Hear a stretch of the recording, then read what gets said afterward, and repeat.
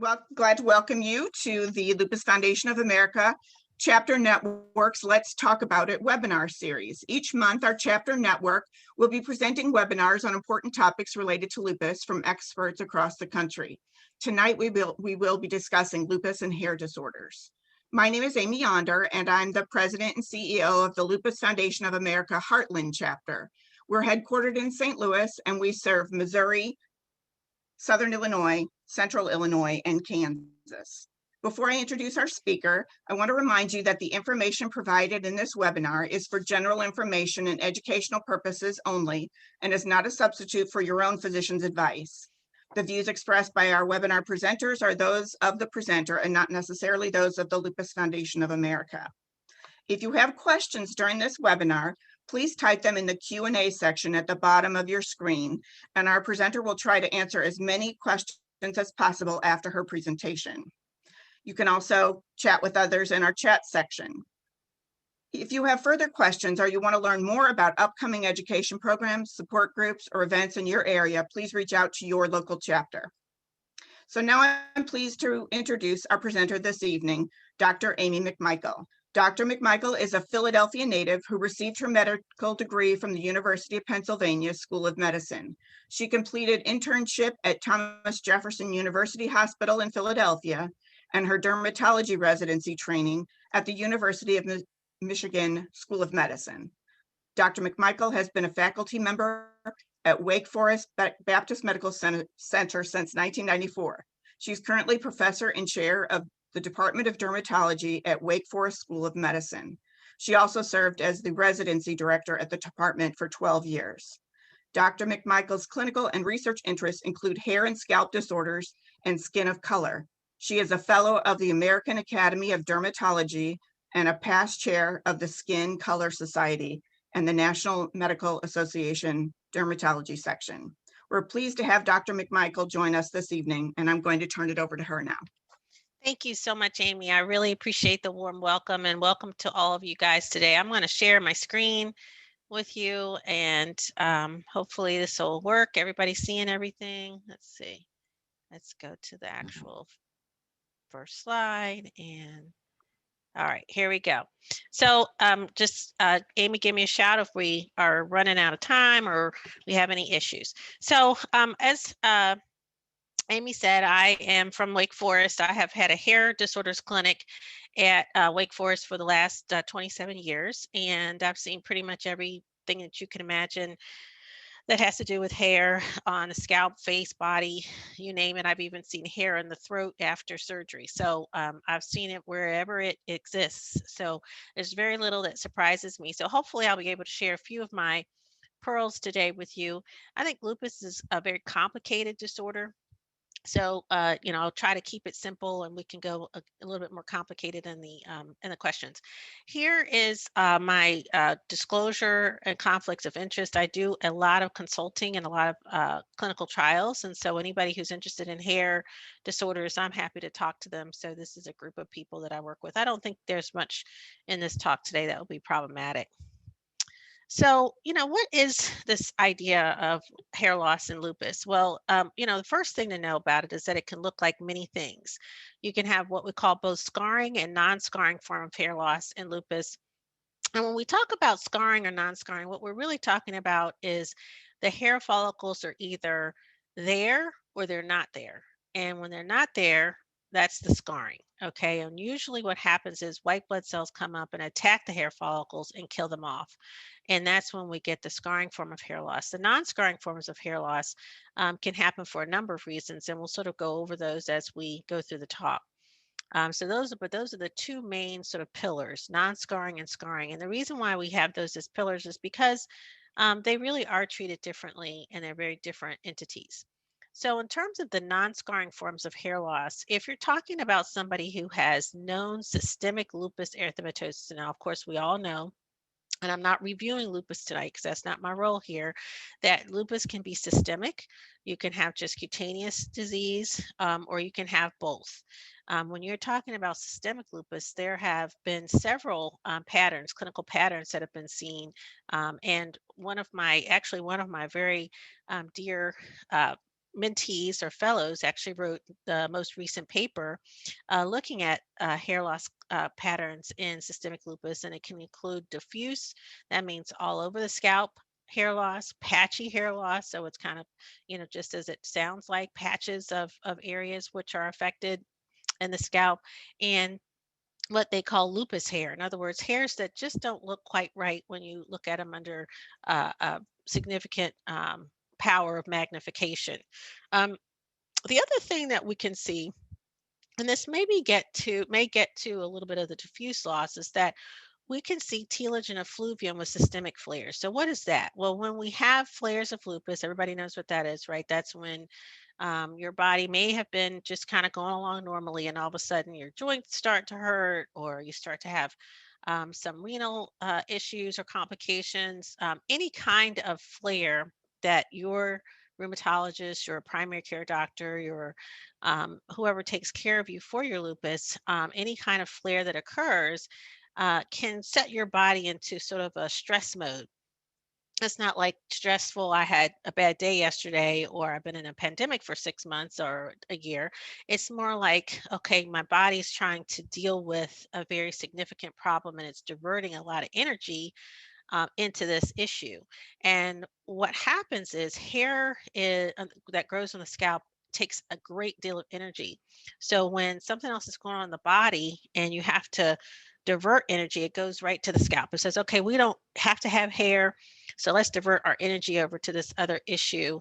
And you'll see this thing called telogen effluvium generally around 2 to 3 months after some big systemic issue. And in this case, it would be a systemic lupus flare. You can have localized hair loss, this shedding around what we call a discoid lesion. We'll see some examples of that in a moment. And you can have alopecia areata, true alopecia areata in patients with lupus, because of course, we know that patients with alopecia areata and lupus can be one and the same, because people who have autoimmune diseases can sometimes have more than one, or you can have these sort of patchy areas that look a lot like alopecia areata, but really biopsy out more as lupus.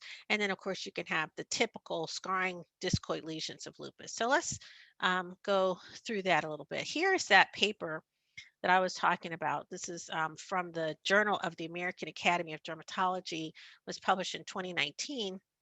And this is from my mentee, who is actually in, where is he now? He is in Thailand.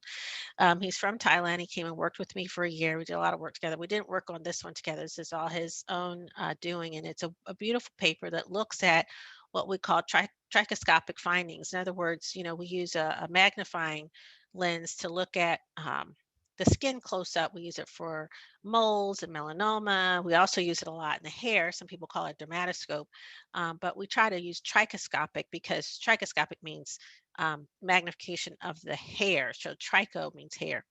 So when you look at the hair shafts, you can see thinning in quite a number of people. You can see oftentimes short regrowing hairs. We see that the hair shafts are not as pigmented as they typically would be in a normal hair. And then if we look at the hair follicles, that's where the opening where the hair actually comes up through the scalp, you can see black dots, which usually means the hair is broken, and you just see a black dot or a white dot. Sometimes white dots are a little hypopigmented. Unfortunately, I don't have a ton of these photos, and they didn't have them in the paper. And sometimes you can see right around the hair follicle a little red dot, which is where there's inflammation and sometimes a little bit of blood vessel collection. And if you look at the skin surface, you can see blue-gray speckle pigmentation. You can see brown honeycomb pigmentation. You can see vessels that are kind of interconnecting. And usually we think of that as sort of a scarring process occurring. And then sometimes you can see thicker vessels. So I'm not trying to tell you this so you can memorize all this and ask your doctor if you have it. But if you go to see a dermatologist and they're sort of wavering, I don't know if this is really lupus or not, this is something that you can do before you get to the biopsy. We almost always do perform a biopsy, but this is something we can do. We can look at it with our magnifying light, and oftentimes we have it attached to a camera. We can even take pictures and put it in the chart and follow progression. So this is something that I like to do because it's not invasive, don't have to cut or numb or anything like that. But if there's really a question of the diagnosis, a biopsy is going to be the way to go. So, what clinically do we see? Well, if we're talking about chronic cutaneous lupus, so that's skin lupus, that's sort of a chronic ongoing problem, then we're going to see clinically follicular plugging. That means the hair follicle is plugged. It's almost like if you had a stopper in a bottle and you looked at that little hair follicle, it looks like there's a little stopper in the hair follicle. You often see scaling. You often see hyperpigmentation. In other words, the more pigment than should be there. Sometimes you see hypopigmentation and redness. And in this picture, you can see one of my patients that has a partial hair weave that is nicely covering the area. We can just flip it back and allows me to evaluate the area as well as treat the area. And she has significant hypopigmentation. She has hyperpigmentation. And you can barely see, if you follow my cursor, there's a few little areas where there's some follicular plugging. We'll see it a little closer up though in a moment. And you may or may not see this in association with systemic lupus. And of course, if there are systemic signs or symptoms that would, and you only have had up to now skin findings, that then points you into the direction of getting laboratory testing to make sure that there's no systemic problem, look at the rest of the skin, ask about the joints, etc. Because we don't know exactly when people are going to show up with the systemic findings. Typically, you present with that first, and then with the systemic findings first, but sometimes not. That's how it goes.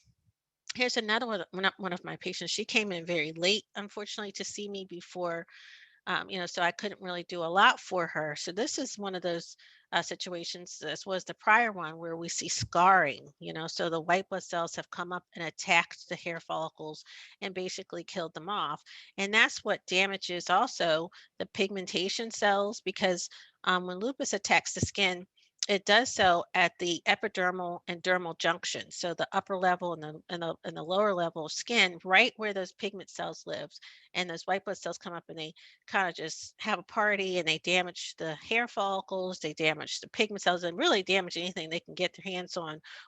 They damage the blood vessels, etc. So here's a good example of hypopigmentation, a little bit of hyperpigmentation, and down here we see some erythema or redness. Okay, and so this is pretty classic. If you looked at this, you might say, oh, this patient has vitiligo, where you lose your pigment, but she actually has hyperpigmentation and she has redness, and also she has hair loss. And in vitiligo, it doesn't cause hair loss. You don't get redness in vitiligo, and you don't typically get hyperpigmentation. So this is pretty classic for scarring alopecia.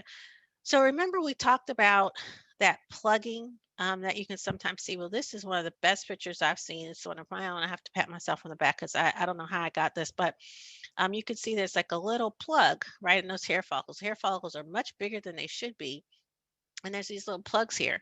Again, you see the hyperpigmentation, not too much hypopigmentation, maybe a little bit. And in this case, you don't see any redness. But what we do see is that there's pretty classic follicular plugging. Doesn't happen to this degree in most other entities. So this should put you in the mind of a chronic cutaneous lesion of lupus. Again, a biopsy is going to be the definitive way to figure this out.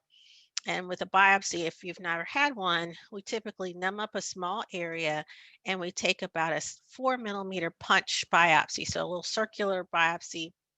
We usually take two. We take one and we kind of cut it, we bread loaf it, and then we cut the other one the other way so that we can see how far it goes down into the fat. And also we can see what's happening at the top layers. Now, this is one of my patients. Bless her heart. She had lupus. Since she was a child. She unfortunately did not win her battle with lupus, but she and her sister both had lupus. And interestingly, her sister really only had the cutaneous disease. And after she got breast cancer, the sister got breast cancer, she got chemo and her lupus went away. So we were very lucky in that aspect. But unfortunately, this young, beautiful lady had very significant systemic disease. And you can see, that this looks a little different from the others. You can see a little bit of scaling and you can see a little bit of hypopigmentation, but you don't see very much redness. But what you do see is that this ear is involved. Now, there's a few things that can do this. A little hyperpigmentation, scaling, and redness of the ear. One of them is lupus, and one of them is sarcoidosis. So generally, when we see this, it's going to be one of those two aspects or those two conditions. Um, but what she has is these very well demarcated, what we call annular plaque. So what's annular mean? Annular means rounded with a raised border. And that's also very classic for lupus lesions. And she didn't wish to take her hair scarf off that day, but you can see that it extended all the way up into her scalp. And so she covered her head because she had some hair loss with a beautiful scarf. And sometimes she wore wigs and sometimes she wore hats. But this is a very classic kind of finding. And I just wanted to show that classic finding. Here's another one of my patients with that ear finding. I actually just saw this young lady, or she's a middle-aged lady, not too long ago. I see her fairly regularly, and she has that hyperpigmentation and scaling right in what we call the conchal bowl of the ear. So that's like a little cheat area. So if you're not sure, if the doctor's not sure you have it and you have those little bowl involvement, the conchal bowl involvement, that's going to probably be lupus, or like I said, it could be sarcoidosis. And then if you looked in her scalp, she had a pretty well demarcated area of hypopigmentation, still remaining a little bit of erythema. I'm going to show you a little bit more of this lady because I think she's interesting. We got her scalp under control, and I'll talk about some of the treatments that we used for that. We did um, topical steroids in her. We did intralesional steroids. That's where we inject the steroid medicine right into the scalp, and we did hydroxychloroquine, which we've heard a lot about this year because of COVID. But of course, that's an antimalarial that is very commonly used in lupus patients. Got her very cleared up, and we were on our way tapering her off of the hydroxychloroquine because she wished to do that. And she started getting these lesions on her cheeks. And they first looked like acne. And I thought, wow, why is she breaking out with acne? We had not used any steroids, orally.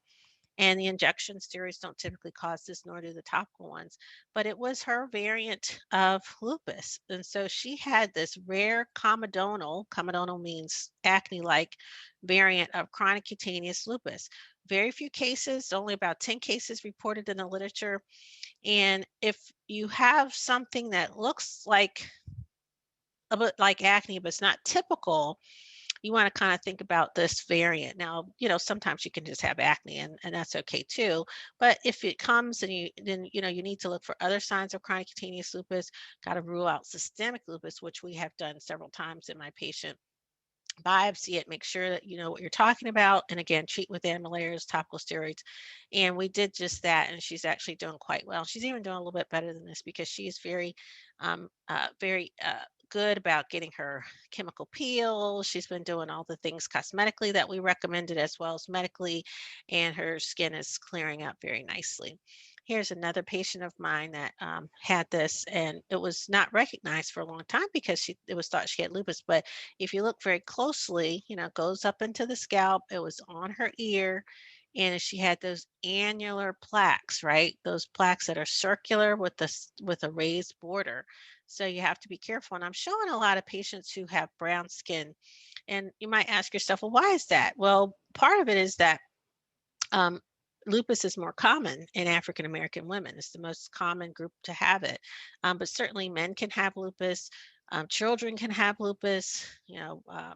Anybody of any ethnicity can have lupus. And as I said, that study that we were quoting was in patients from Thailand. And this is another view of, if you look at all the hair bearing areas, and her brows. It doesn't affect her forehead, but right where her hairs are in her brows, it affected it, upper lip and chin. Again, something that is a little bit different, but we need to think about it when we see things that don't quite fit our acne profile. So, what do we see when we do those biopsies? I was talking about taking the biopsy, we send them off to the pathologist, and what we see is this change. So this, if you can look at my cursor here, this top here from the darker cells up is the epidermis, and this from here to here is the dermis, and then you start getting to the subcutaneous tissue. This is probably a little hair follicle of some sort being attacked, and what you can see is that there's damage to this layer here. You can see that there's white blood cells kind of coming up and trying to attack this layer, and it's hard to see that if you're not used to looking at slides, but we can see that. And you can also see that there's white blood cells down here around probably some of the vasculature. There are white blood cells surrounding that hair follicle. There's also something, this is kind of a blue color. It's kind of a bluish violet and generally is pink. It's supposed to be very pink, but in skin in lupus patients, oftentimes you'll have a deposit called mucin. It's not always there, but when it is there, it's a good indication that you're dealing with lupus patient or lupus condition, and it causes the stain to look kind of washed out and bluish. And then you can do special treatments of the biopsy. It's called a direct immunofluorescence, and you can measure certain proteins, and if they're there, that also gives you an idea that you're dealing with lupus. So what I'm trying to say is that lupus isn't about just eyeballing the patient. It's about getting the story, evaluating more than just the scalp. Look at the ears, look at the face, look at the area around the ears. Use your dermatoscope because there are certain findings that we see in those with that, and then move to a biopsy. So that's kind of the progression that we're talking about. Once we've done all that and we've diagnosed you with, chronic cutaneous lupus, first we got to make sure we treat systemic lupus. Now, sometimes our treatments will treat systemic lupus, but I often will treat patients along with rheumatology. That's really my favorite thing to do. So we kind of co-treat.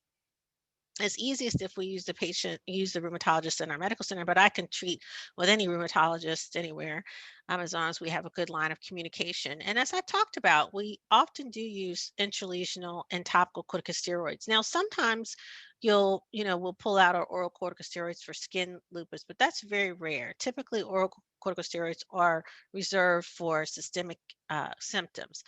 We do use a lot of antimalarials, though, and that's usually hydroxychloroquine because that's really the safest, typically most available antimalarial. When I was early on in my treatment, early on my training rather, chloroquine was used a lot more, but it's hard to get that now. Hardly anyone makes it, so we use hydroxychloroquine. And we do sometimes move to other agents. And when we do that, it's usually because the antimalarials are not working. So we use Imuran or azathioprine, methotrexate, and cyclophosphamide.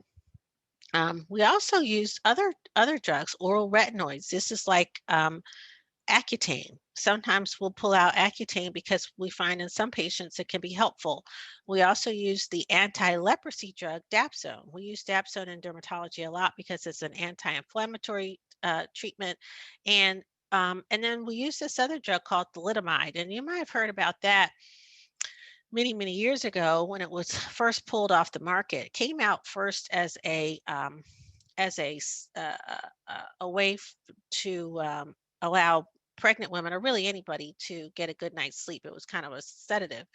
But unfortunately, no one knew that it also caused fetal damage in developing babies. So it was given to many pregnant women, is primarily in Canada, and they ended up having babies with abnormalities. And so it's pulled off the market for a very long time. But now it's put back on the market. It was put back on the market some years ago because it's actually a great drug and it works really well in my chronic cutaneous lupus patients. So when I can't use antimalarials, for instance, there's a side effect or complication, or they can't tolerate it, they're allergic, then we can move to thalidomide, and it's now a federally regulated program, federally regulated drug in our country, and not in other countries, but in our country, in the U.S.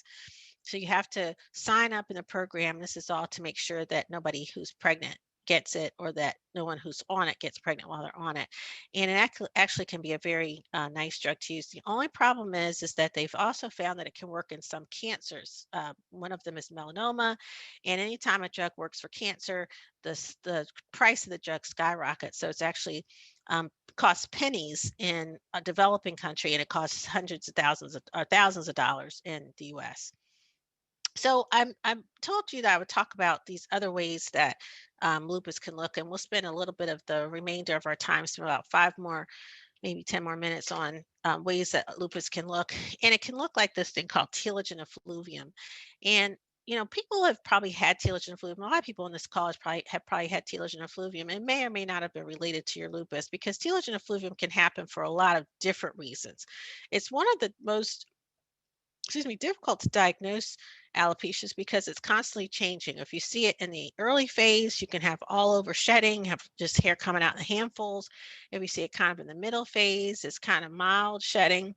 If you see it in the late phase, you may have very little shedding, and only right here in the temporal scalp, right in the little temporal scalp there, will you have a pull test. But the patient will say, I really feel like my hair is thinned out all over. When I pull my hair back into a ponytail, it's much less. I have to wrap it around more times. But most of the time, people do recognize the shedding when it occurs. And we'll talk a little bit about causes. So many of the causes are listed here: starting or stopping medications, like going on or off of oral contraceptives or hormone replacement medications; iron deficiencies; thyroid abnormalities after having a baby. A lot of people will have this form of shedding about 3 months or so after. Significant weight loss or protein calorie malnutrition. When some of these fad diets come out, we will see people just kind of going crazy with hair loss. There's been telogen effluvium associated with COVID, with actual having the virus, as well as just sort of being stressed, long periods of time during the pandemic. And then lupus flares, of course, primarily talking about systemic lupus flares, and then physiologic stressors like fever, systemic illnesses, surgery, general anesthesia, etc. So it's a really a big, big umbrella. But in the lupus category, if you have lupus, then you may have what looks like this telogen effluvium flare. So we usually take a good history to make sure that's indeed what it is. If we don't have an identifiable event other than the flare that you're talking about, we will check a few labs just to make sure nothing else is awry. But if those labs are normal and it really isn't a flare of your lupus, we might consider nutritional consultation, because everybody thinks they eat really well, but most people don't. So if it is your lupus, then it might be a hint for us to get a better handle on controlling your lupus. Sometimes you'll get a flare, you'll get it under control, but the hair loss will be delayed, about 3 months after. So there's really not much you need to do. You just have to kind of grit your teeth and get through it. And what happens is usually about 6 months in, things start to really calm down.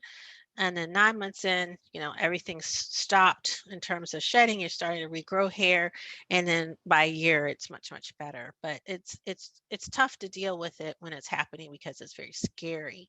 But it's one of those non-scarring forms of hair loss. So as long as you get everything under control, you should be able to regrow that hair in those cases.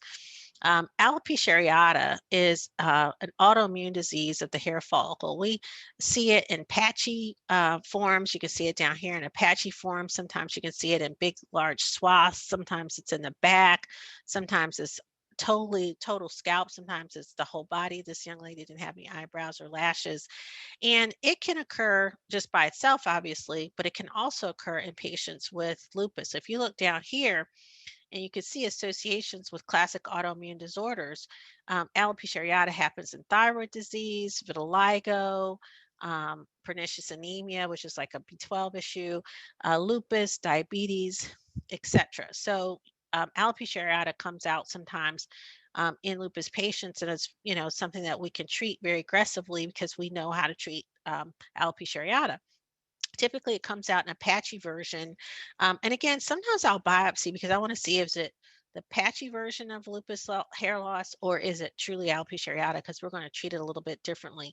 If we see something called exclamation point hairs, if we get a positive pull test, if you get only dark hairs involved and the white hairs stay, that's all signs that it's truly alopecia areata and not lupus. Sometimes the hair will regrow in gray or white. and sometimes we'll see pitting of the nails. Again, signs that it's more alopecia areata rather than that patchy lupus-like hair loss. And we can treat alopecia areata when it's patchy. Now, I have never seen somebody get this kind of severe all over alopecia areata and lupus, and so I don't think that that's typical. I think it's more typical to get the patchy variety that we can actually treat. And treatments will include, again, topical and intralesional steroids. We sometimes will use a systemic steroid. I typically won't use it in a lupus patient unless they're already on it for some reason. We can do topical immunotherapy. I don't typically use this in lupus patients, but we can use minoxidil, and I do use that in lupus patients. So sorry. And we don't typically use anthralin or eczema laser very often. And now there's lots of new things to treat alopecia areata patients. This is sort of the breakdown. We've got these new things called JAK inhibitors, which are not actually approved for use yet in alopecia areata.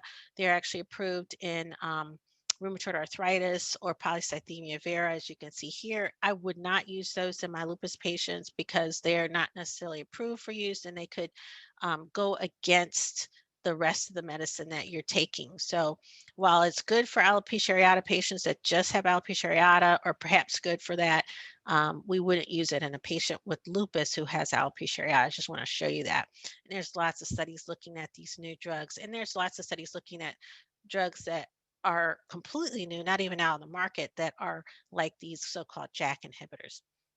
Now, oral minoxidil, I actually have to say I have not used in a lupus patient, but it is high on my list of use. Back in, 10, 15 years ago, we only thought about minoxidil as a topical. You've heard of Rogaine. That's the generic name of it is minoxidil. So topical minoxidil foam, topical minoxidil solution.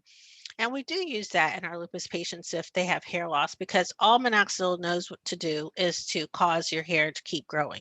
It keeps it in the growth phase. But sometimes it can be messy, it can be irritating, itchy. And so people can't tolerate it. We actually have new data out of Australia. This guy down here named Rod Sinclair, who did studies to show in female pattern hair loss anyway, that low dose minoxidil orally can be helpful for hair growth. So it's something that you could potentially talk to your doctor about if you've had some lupus related hair loss. They may be willing to try it. They may not, depending on what's going on in your hair. And they would certainly you want to talk to both your dermatologist and your primary care doctor. Now, I've included platelet-rich plasma because it's out there and people ask me for every form of hair loss, do you think it will work? Again, zero studies that I could find in lupus for platelet-rich plasma. Let me just tell you what it is briefly, though. It's where we draw your blood, we spin it down, and we take the top layer, which is the plasma layer, and has activated platelets in it, and it's injected back into your scalp. So very natural because it's all your own, you know, parts of your own body.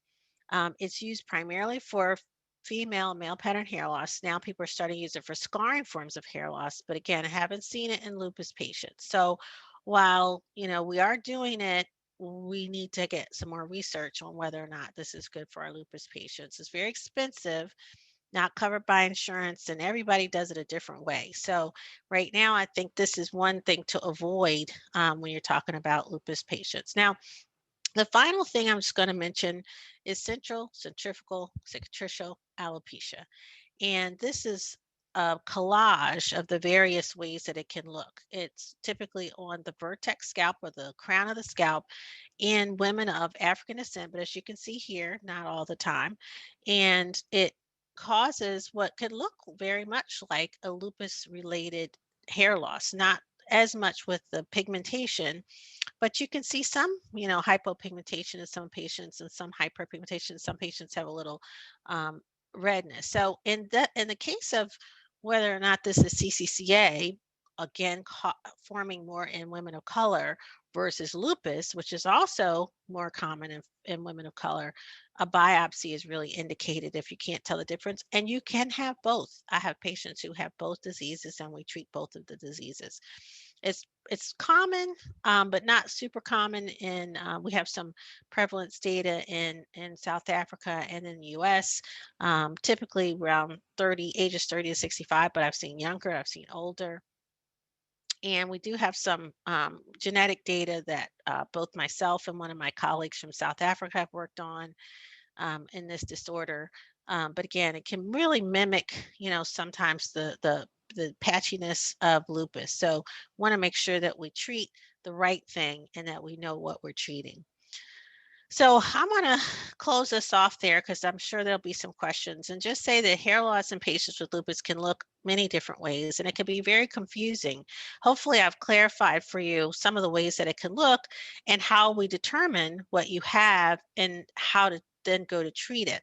You need to see a board certified dermatologist for diagnosis and treatment of this kind of hair loss, because it can be very difficult for your primary doctor or your rheumatologist to figure out on their own. And remember, you can also get all the normal things that everybody else gets: female pattern hair loss, male pattern hair loss, dandruff, and lots of other common things, but it's not necessarily related to your lupus. It's just because you're a person.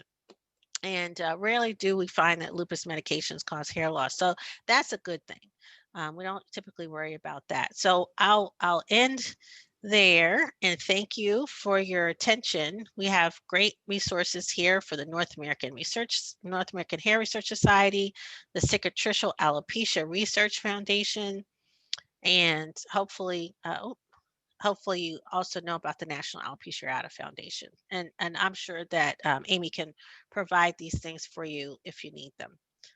So I'll stop the share and get to questions.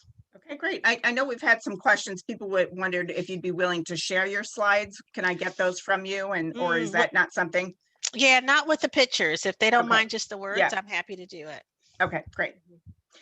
Okay, we do have a lot of questions. So I'm going to start with the people that have posted in the Q&A. I know some people have also posted in chat, so I'll try to get back and forth. But if you've posted a question in chat, if you wouldn't mind putting it in the Q&A, that would help me not have to go back and forth.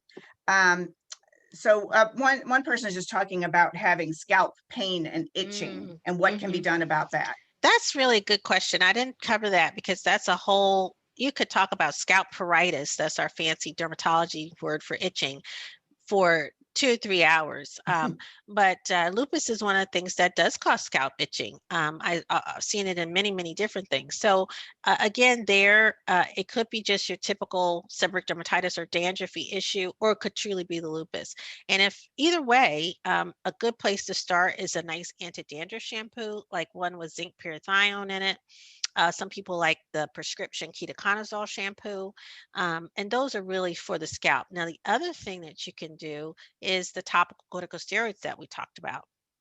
You can use those in a variety of ways: solutions, ointments, oils, lotions, whatever works for your hair type. And generally, I'll use that for about a month to 2 months and taper it slowly. And if we've gotten good results, then we stop there. If it's localized, because you have localized inflammatory areas, we can do the injections in those spots. So primarily, we're going to take down that inflammation that we think is causing the itch. Okay, great. Is it common for someone with SLE to have their hair turn white at an early age? I think you talked about hair turning white. Not particularly for lupus, but if they have a version of alopecia areata, that might be the case, or it might just be genetic. When we have a chronic disease, you kind of always try to put everything under that umbrella. But sometimes it just happens because you're related to Aunt Sue or Uncle Joe, and they all turn, white early. So it's not typical, but maybe if it's alopecia areata, you might, yeah. There were a couple questions, people just concerned that if they lose their hair or they have scarring, can you get your hair back if it's scarring? Yeah, so when we talk about scarring alopecia, remember we're talking about damage to the hair follicles. So the ability to regrow hair after damage to the hair follicles is really going to be determined by how damaged those hair follicles are. And the lady that I showed with, the hair loss, where she had almost all the hypopigmentation and very little hair, that's not somebody I'm going to be able to bring hair back in, because her hair follicles are so damaged. The pigment is damaged, the hair follicles damaged. We're not going to do that. But in those localized little patches, I've been amazed at these patients have chronic cutaneous lupus with discoid, what we think of as scarring lesions. We do injections, we do aggressive topical treatments, and sometimes, like I said, we do hydroxychloroquine. Some of those small little patches can regrow. And it really just it depends on where you are in the spectrum.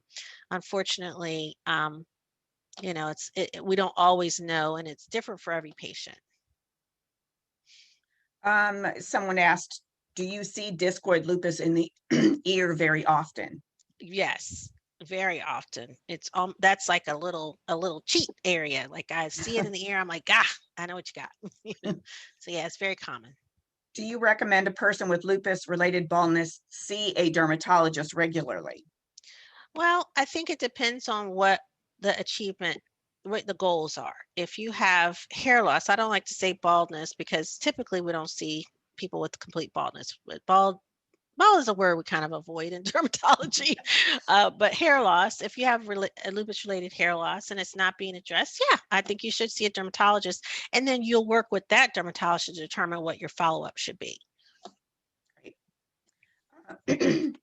Is there a treatment that you may not be able to answer this because everybody with lupus is a little bit different, but is there a treatment for thinning hair loss with the medications that we're taking? For example, Nurse Elixir vitamin formula, is this okay to take? I don't know what that Mm, is. okay, well, I'll tell you, there's a lot of things on the market, on the internet, Amazon, wherever you look, that are, the cure for hair loss. And, I'll tell you what the three things that you got to watch out for: the cure for hair loss, the cure for overweight, and the cure for no money. Okay, those are where you're going to get the scammers.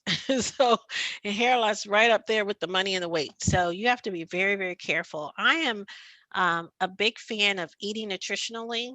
And I think that if you take the food that you take in is going to give you a lot more in the way of vitamins and support for your overall health than any supplement. Now, I do have several supplements that I do recommend. I work with the Nutrafol people. You might have seen that on my disclosure side sometimes as a consultant, but that is the hair loss supplement that has micronutrients that I recommend to folks who are having issues with, say, hair breakage or just unhealthy hair, maybe some shedding. I don't think there's anything wrong with that as long as it goes along with all your other medicines and your doctor's fine. It's not a prescription.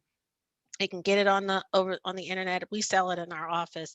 So I think some supplements are reasonable, not all. And again, you need to talk with your doctor. And I saw that somebody just threw biotin in there. I'm going to answer that while we're Yeah. talking because it's kind of along the same lines. Biotin does not help in any way with hair loss. Anyway, although it's all over the internet helping, it doesn't. And I would recommend you not take it because I used to tell my patients, well, it can't hurt.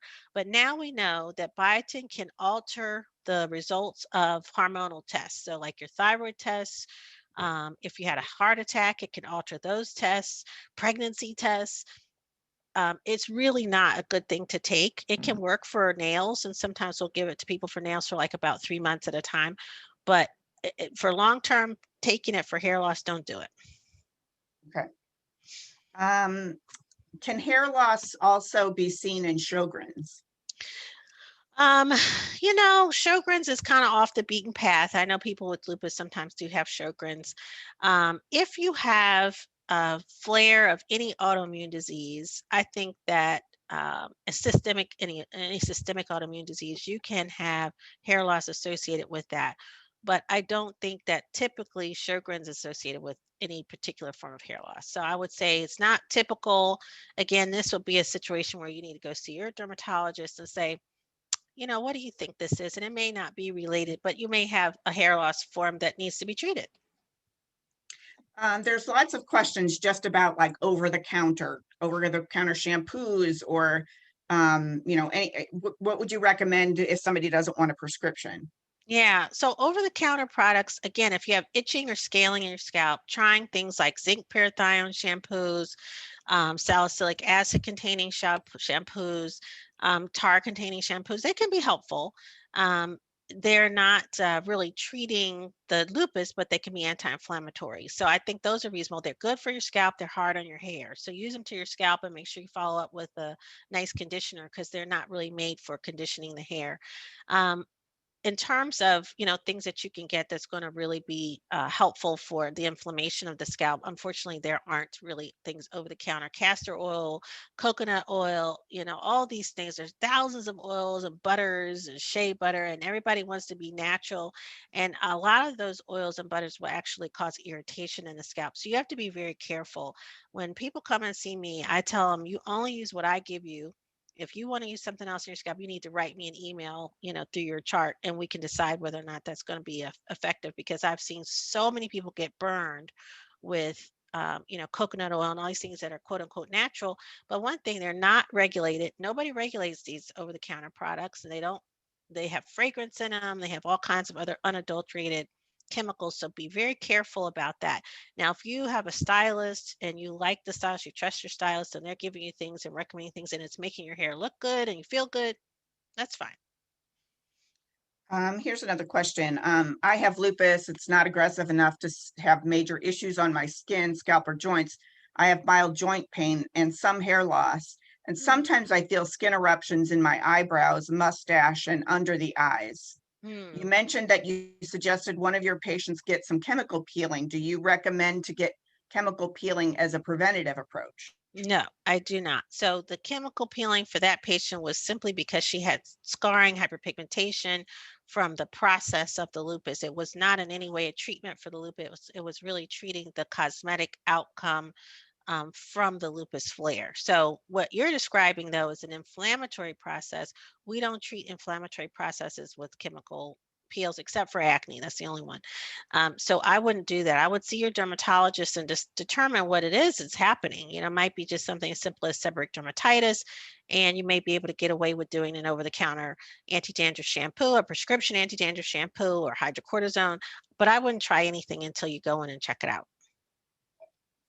Can you talk about frontal fibrosis alopecia?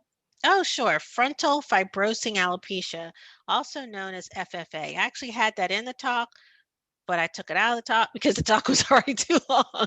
So the frontal fibrosing alopecia is a fairly new on the block form of hair loss. It was described in the mid 90s in Australia by dermatologists that saw it in postmenopausal women first, but now we've seen it. And it was very rare. I would see it once a year, twice a year. Now I see it every week, and it is one of the most common forms of hair loss, and the incidence of it is exploding. We don't know what causes it. To date, we don't have any causal things to pick up on. It's not related to lupus, although I think somebody earlier said that they have both. Um, and it is an inflammatory scarring form of lupus that affects the frontal hairline. So you get recession of the frontal hairline. It just starts going back and back and back and back and back. And we treat it in very similar ways that we treat lupus, but it's really thought to be a variant of a disease called lichen planopilaris, which we didn't really talk about. So I don't want to get everybody confused, but yes, it's out there, another process, and we do treat that, and we need to treat it, but we don't treat it very well. To be honest with you, I think I treat lupus related hair loss better. What are your thoughts on the effectiveness of Nutrafol for hair growth? Oh, Does it? Nutrafol. Yeah. So I Yeah. just mentioned Nutrafol. So it is one of those, micronutrient supplements that's out there. It's one of the ones that I feel comfortable prescribing recommending. I don't say I prescribe because it's not a prescription. I do recommend it for patients who have shedding of different types, who have breakage. It's not magical. It's usually an adjunctive treatment. In other words, I've got you on some main treatments, and then we add this, but again, this is very particular for what you need and for what you have, and it's something you should discuss with your dermatologist. Does taking hydroxychloroquine contribute to hair growth? Hair growth. Growth, yes. So, if you're taking hydroxychloroquine as a lupus patient who has hair loss related to lupus, then your hydroxychloroquine will control your lupus and allow your hair to grow, allow your hair to regrow. So yes, it helps with hair growth, but it's not a hair growth agent. It helps because it's actually helping your lupus be controlled. So it's very different than a hair loss agent. It's helping because it's taking down the inflammation that's causing the lupus. Can nutrition help with hair loss? Sure, good nutrition is always important. I think there's nothing that you need to specifically eat or avoid. Again, generally good nutrition, good healthy vegetables, and good strong proteins. If you're a vegetarian, you got to get those proteins in, and fruits. Those are the mainstays of what your diet should consist of. Get rid of all the sweets and things like that we don't absolutely need. Let's see. Some of these I think you've already answered. Should I see a rheumatologist or a dermatologist with hair loss concerns? Hair loss is always going to be dermatology. There's no doctor other than dermatologist, a board certified dermatologist who's going to really get it. Certainly, as I said, we work very closely with the rheumatologist and or your primary care doctor, depending on what you need. But the dermatologist is going to be it. You can certainly start the process with the rheumatologist or your primary care doctor, but you're really going to need to see a dermatologist, particularly one who's interested in hair loss. If my sister has alopecia and I have SLE, should we check her for lupus too? If she has alopecia areata and has been diagnosed with that, I don't think there's any reason for her to be checked. I mean, certainly, if she has other symptoms, joint pain, fatigue, weight loss, whatever, these are the symptoms that you can have, sure. But if not, I think it's just one of those situations where you have autoimmune diseases in your family. She has one, you have one, you know. So I think that's what that is. Um, several people are asking, how can they get in to see you as a doctor? Well, I'll tell you, anyone can come see me in my clinic at Wake Forest. I will say that for my hair loss clinic, we're booking out a year. Wow. So it does take a little while, but I'm happy to see anybody who wants to come see me. Okay.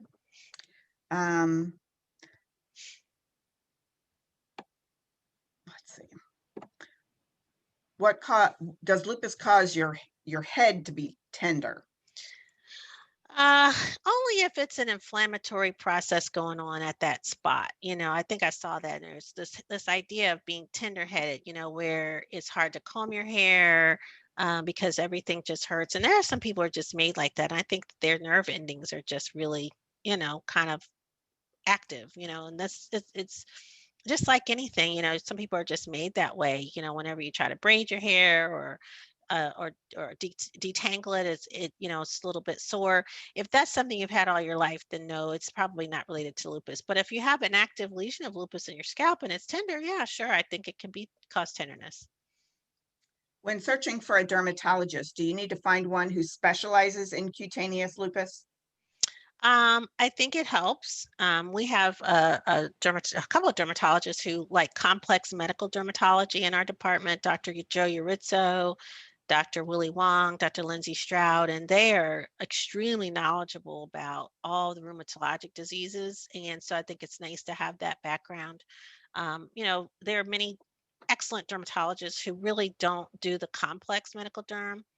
So you should make sure that when you call the office, you ask if that's something that they feel comfortable treating. Great.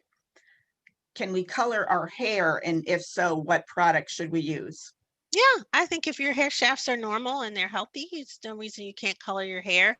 And I would defer to your stylist. I'm really not a big fan of people doing their color at home, unless you're someone you live with as a stylist. I recommend getting it done professionally.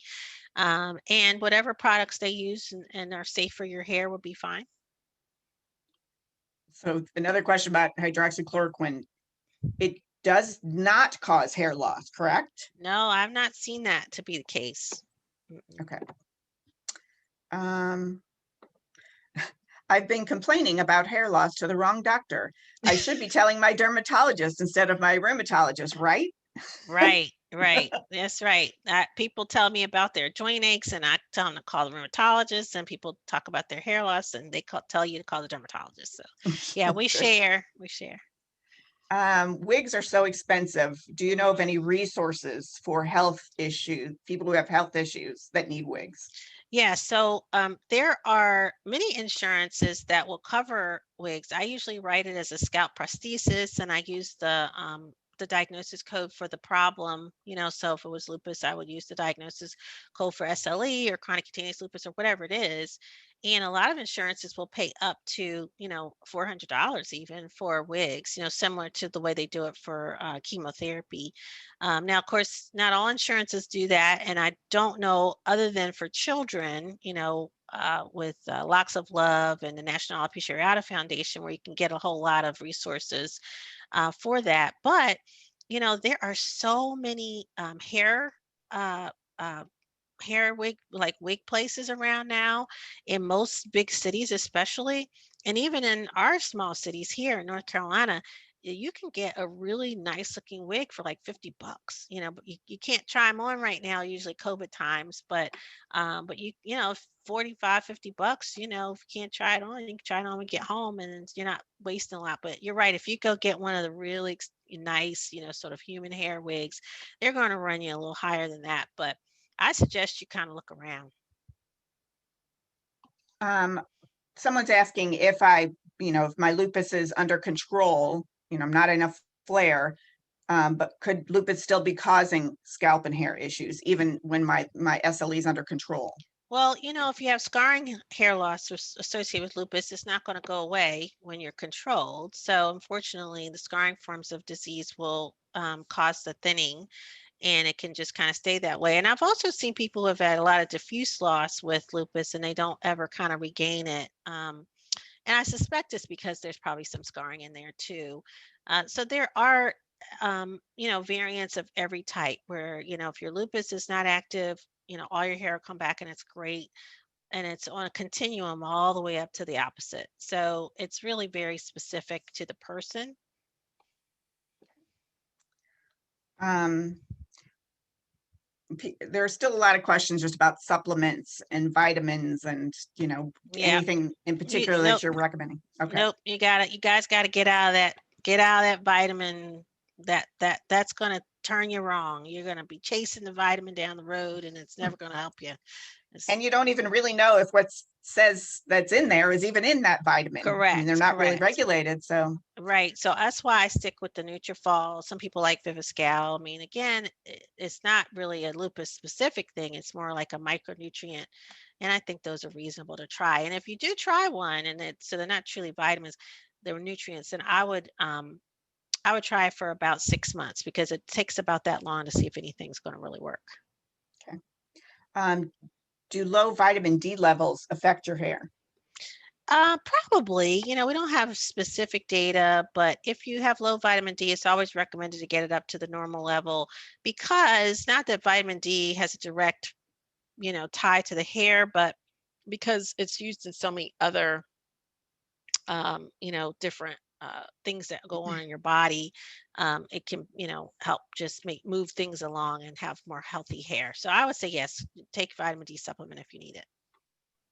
Can you spell Nutrafol for everybody? They're asking. Nutrafol.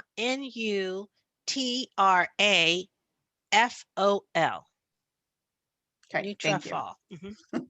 Nutrafol. My skin is dark brown. Discord has left me with all pigmentation gone on my nose, under my lip, and ears. They're all just pink. Can that pigmentation come back? Not typically, unfortunately, again, that was where the white blood cells damaged that pigment. And so if you catch it early, sometimes we're lucky enough to get it back. But it's not like vitiligo where we can start using light therapy and things like that. You want to stay away from light therapy if you have lupus, because sometimes sunlight and those sorts of things can make your lupus flare. So in those cases, things that you can talk about with your dermatologist are things like dermablend makeup, which you can match to your color. I'm sure you probably worked through that. And there are some micropigmentation processes that you can do these days now to kind of match your pigment. Those are hard to find. I don't do it, but some people do it in the US, and it can look very, very nice. Again, you have to make sure you don't have active disease, because I would never treat somebody with active disease with micropigmentation. But that is somewhat like tattooing, but it's a little different. I'm not going to pronounce this correctly. Is Revlimid versus phthalimide Which one's Uh, better for oh, cutaneous? okay. Yeah, we rarely use Revlimid for cutaneous Okay. lupus. It's mostly thalidomide or Thialamid, and so yeah, that's just sort of a thing about dermatologists. We're kind of on the thalidomide side of things, but in terms of what's better, if you need it for other things, that I wouldn't be able to tell you. I can only tell you the skin stuff. Okay. Mhm. What about chronic anemia and hair loss? Yeah, Are they I related? mean anything, like we talked about, that telogen effluvium can really be from a lot of different things. Thyroid disease, chronic anemia. I mean, you gotta get all the parameters normal. You gotta figure out why you're anemic, number one, and then, treat that. And that's something that you and your primary care doctor or your rheumatologist can work on. But yeah, all that can play a role. Are there any clinical trials taking place for people with lupus and hair loss? Not that I know. Certainly not at our site. We don't have any. That paper that I talked about was taking place. That research took place in Thailand. I'm sure there are people doing lupus research. You can certainly always check clinicaltrials.gov and see what's out there. I don't know of any in my area or even that are active right now. But people start up new things all the time, and they don't ask my permission. So you can find out on clinicaltrials.gov. Okay, we're getting a little past 7, so I'm just going to ask a few more questions. Okay. Um, uh, is CBD oil recommended for Ah, scalp inflammation? yeah. So CBD oil is, one of the big question marks in dermatology. There's very little data out there, very little research out there, really for any form of skin issue. The most that I've seen written about it has been for itching or pruritus of the skin, and there's not a whole lot of data even about that to support or refute the need to use it. So right now, I'd say it's very investigational. It's there's not a lot of data, and that would be something you need to talk about with your doctor. Okay. Um, does Imuran contribute to hair loss? I mean, there are a few questions about specific drugs that Hmm. cause hair loss. Yeah, so some of these other like hydroxychloroquine, no, Imuran, maybe methotrexate can. Cytoxan can. So some of the more, strong drugs can cause it. And there you have to weigh whether you need that drug, because if you need that drug, you need to take it. And Mhm. then weigh that against whether or not it's really contributing to your alopecia. So that's a question that I think is left up to how important is it that you stay on that drug, and can we do treatments while you're on it that kind of maximize the hair you have and the health of the hair that you have, despite the fact that you have to take that? If you can afford hair transplant, do you suggest doing that? No, I don't, because in order to do hair transplants, you've got to have great hair donor areas. And in we never know where lupus lesions are going to occur. And so if you take lesions out of an area, it could be then that the donor area is affected by the lupus later on. So while the general answer is no, I have patients who have burnt out lupus. They don't have any, and they only have like a very small area that's affected. And one of my colleagues in Chile does hair transplants on those patients all the time. But it's really for people who have burnt out areas. They're stable for 2 years at least on medicine and willing to stay on medicine, and then they may be able to get hair transplants into a very localized area. But when you have a large area, no. Mm-mm. Several questions again about other issues causing hair loss, like thyroid issues. Does Hmm. that cause hair loss? Yep. Yep. Yep. And And how, that's a whole nother story. So, high thyroid levels, low thyroid levels. Thyroid is one of those things where we see, that telogen effluvium hair loss, that kind of diffuse look, hair loss that we talked about.